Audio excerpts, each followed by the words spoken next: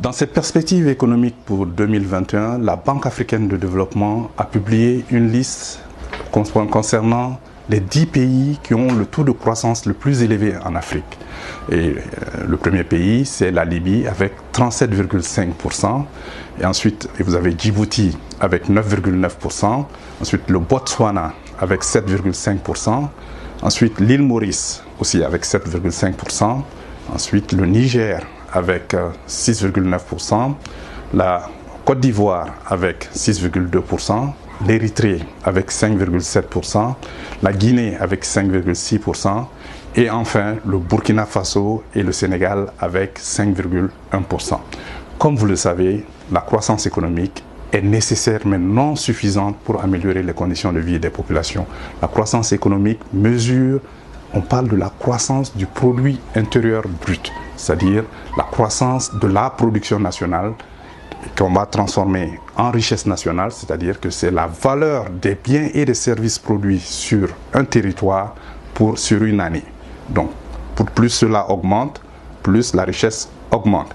Mais encore faut-il que cette croissance économique soit inclusive et équitablement répartie au sein de la population, et c'est ce qui permettra d'améliorer les conditions de vie des populations. Une réunion des ministres des Finances, de la planification et du développement économique des pays africains a eu lieu cette semaine en Addis Abeba, par visioconférence évidemment, pour discuter un peu comment combler le déficit de financement du développement en Afrique. Comme vous le savez, en dépit de la crise sanitaire, l'Afrique a des obligations par rapport au programme de développement durable, c'est-à-dire les objectifs de développement durable à l'horizon 2030, mais aussi le financement de l'agenda 2063 de l'Union africaine.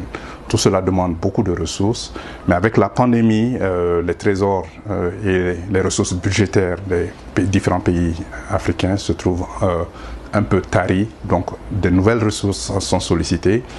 Et d'ailleurs, par rapport à la pandémie, la Commission économique pour l'Afrique a estimé qu'un montant de 93 milliards, presque 93 milliards de dollars, soit environ 51 150 milliards de francs CFA, sont nécessaires pour que les pays africains puissent quand même avoir les ressources nécessaires pour financer leur développement. Mais aussi, en marge de cette importante réunion des ministres des Finances, de la planification économique et du développement, il y a eu aussi un rapport qui a été publié, et ce rapport énonce que le commerce intra-africain s'est amélioré. Il s'est amélioré, mais pas de beaucoup. C'est-à-dire que le commerce intra-africain est passé de 15,5% en 2017 à 16,1% en 2018. Mais aussi, il a été surtout noté que les deux principaux partenaires commerciaux des États africains sont l'Union européenne et la Chine. L'Union européenne occupant à peu près 29,8% du commerce total.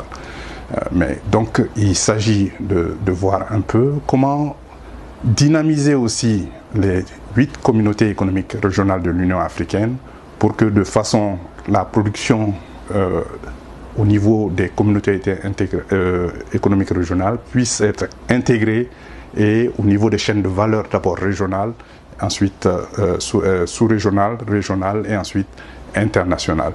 Et je pense que cela est une très bonne stratégie en la matière. Aussi, un communiqué est publié à l'issue du conseil d'administration du Fonds monétaire international basé à Washington, qui a pour objectif de maintenir le système monétaire international et la balance des paiements des différents États membres, a publié un communiqué qui énonce que les droits de tirage spéciaux, c'est-à-dire un actif qui sert de réserve internationale et chaque pays, chacun des 190 pays membres du Fonds monétaire international peuvent avoir accès à ces droits de tirage spéciaux en fonction évidemment de leur quote-part, que des discussions informelles ont eu lieu au niveau du conseil d'administration du Fonds monétaire international afin de pouvoir mobiliser à hauteur de 650 milliards de dollars pour pouvoir fournir des liquidités au système monétaire international, à l'ensemble des pays, car comme vous le savez, en dehors des avoirs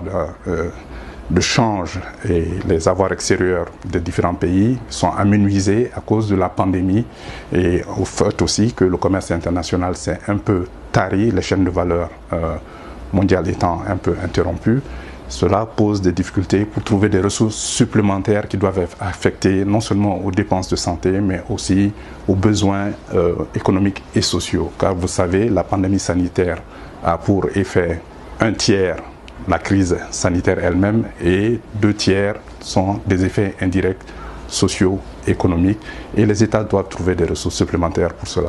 Cela est une très bonne nouvelle. Le droit de tirage spécial est un peu la monnaie du FMI, mais c'est une monnaie, c'est un actif de réserve internationale basé sur 5 monnaies les plus importantes au monde. Je cite le dollar américain, l'euro, le renminbi chinois, le yen japonais et la livre sterling. Donc sa valeur change tous les jours parce que toutes ces monnaies fluctuent au jour le jour parce que ce sont des réserves internationales.